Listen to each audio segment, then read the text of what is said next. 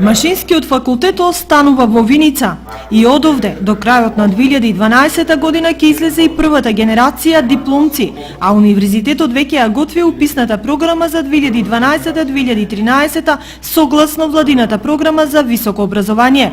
Факултетот нема да се сели ниту во Штип, ниту во Кочани.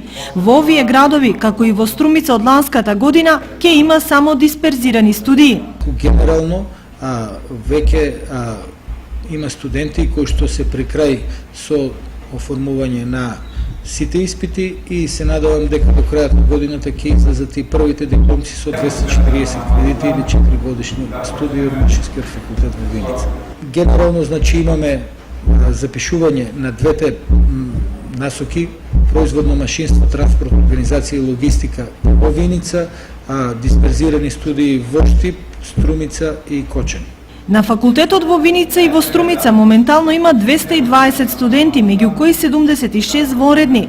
Во тек е постапка за акредитација и за постдипломски студии, вели деканот Мираковски. Да, сега започнува постапка, значи ќе има постдипломски студии од областа на проектирање на производни системи, која што е доста интересна и за која што имаме комплетно спремена документација и по мене доста квалитетен кадар кој што може да пружи и квалитетно образование на идните кандидати.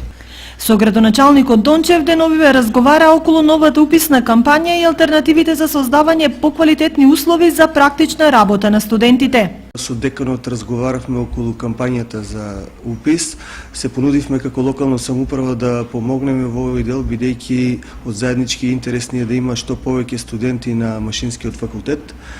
Со растот во индустријското производство што го бележи Виница, во идниот период ќе и требаат сигурно кадар со машински инженери, така да, како што реков, ова е од посебен интерес за нашата општина.